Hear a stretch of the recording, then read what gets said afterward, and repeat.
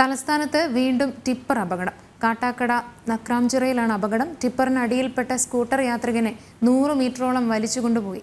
വിവരങ്ങളുമായി ശാലിനി ചേരുന്നുണ്ട്. ശാലിനി, വിവരങ്ങൾ.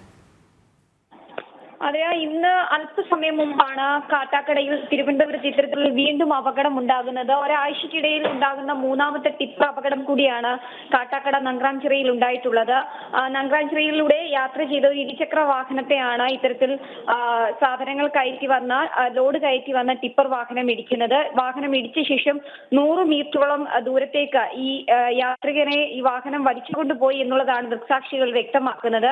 പരിക്കേറ്റ യുവാവിനെ സമീപത്ത് ആശുപത്രിയിൽ പ്രവേശിപ്പിച്ചിട്ടുമുണ്ട്. ഇയാളുടെ അപകടനില തരണം ചെയ്തിട്ടില്ല എന്നുള്ളതാണ് നമുക്ക് വ്യക്തമാകുന്ന സൂചന.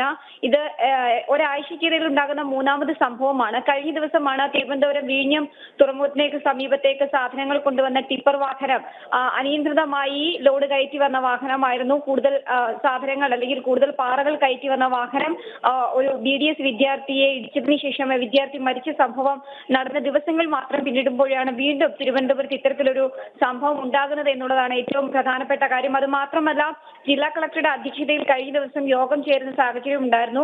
രാവിലെ 8 മുതൽ 10 മണി വരെയും വൈകിട്ട് 3 മുതൽ 5 മണി വരെയും നഗരത്തിൽ ടിപ്പർ ലോറികൾ ഓടരുതെന്നുള്ള കർശന നിർദ്ദേശം ഉത്തരവായി തന്നെ സർക്കാർ പുറത്തിറക്കിയിരുന്നു. ഈ കാട്ടാക്കട നക്രാംചിറയിലാണ് അപകടമുണ്ടായത്. ടിപ്പറിനടിയിൽപ്പെട്ട സ്കൂട്ടർ യാത്രികനെ 100 മീറ്ററോളം വലിച്ചുകൊണ്ടുപോവുകയായിരുന്നു. വിവരങ്ങൾ നൽകുകയായിരുന്നു ശാലിനി.